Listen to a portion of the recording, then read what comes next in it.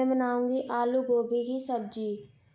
चलिए अपनी आलू गोभी की सब्जी बनाना स्टार्ट करते हैं।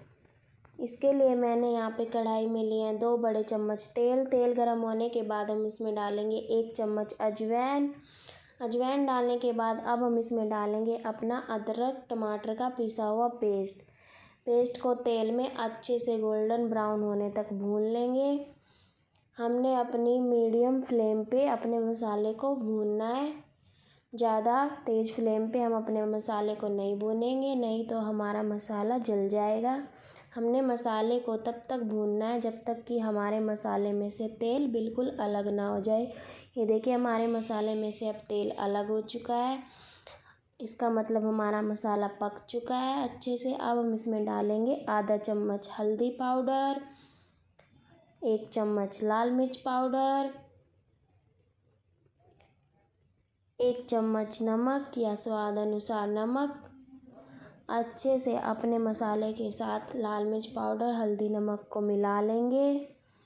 अच्छे से अपने मसाले को 2 मिनट और पकने देंगे ताकि मसाला अच्छे से मिक्स हो सके। मसाले में मिक्स होने के बाद अब हम इसमें डालेंगे अपनी गोभी मटर कटे हुए। ये हमने धो के अपने गोभी मटर को डाल दिया। अब इसी के बाद हम इसमें डाल देंगे अपने आलू कटे हुए। इसको भी हमने धो के डाला है। अच्छे से मसाले के साथ अपनी गोभी आलू को मिक्स कर लेंगे। अच्छे से कड़छी की तरफ से पूरी इसमें मसाले की कोटिंग कर देंगे ताकि मसाला अच्छे से सब्जी में चिपक सके, ताकि इसमें अच्छे से इसका टेक्सचर आए।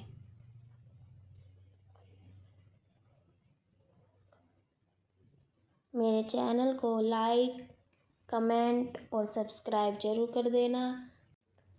बेल आइकन को भी ज़रूर प्रेस कर देना ताकि आपको मेरी अगली वीडियो की नोटिफिकेशन मिल सके। इसके बाद हम अपनी गोभी में डालेंगे थोड़ा सा पानी, यानी कि सिर्फ 4 से 5 चम्मच। ज़्यादा पानी नहीं डालना क्योंकि हमारी गोभी को हम ऐसे ही पकाएंगे। गोभी में पहले से ही मसाले के साथ अपना पानी होता है, तो इसमें हम ज़्यादा पानी नहीं डालेंगे। बस थोड़ा सा पानी डालेंगे ताकि हमारी गोभी में नीचे से तला ना लगे। इसके बाद हम ढक्कन से ढककर गोभी को 6 से 7 मिनट लो फ्लेम पर अच्छे से पकने देंगे। 6 से 7 मिनट बाद हमारी गोभी अच्छे से पक चुकी है।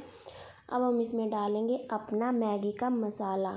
मैगी का मसाला डालने से गोभी में एकदम बढ़िया फ्लेवर आता है, जो खाने में भी बिल्कुल एकदम स्वादिष्ट लगती है।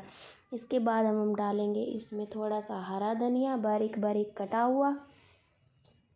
धनिया डालने के बाद हम अपने सभी मसालों के साथ गोभी को अच्छे से मिक्स कर लेंगे कड़छी की सहायता से। अच्छे से मसाले के साथ इसको चला लेंगे। बस हमने इसको हमारी गोभी अच्छे से पक चुकी है। बस अब हमने इसको अपनी गोभी को सिर्फ 2 मिनट और चलाना है।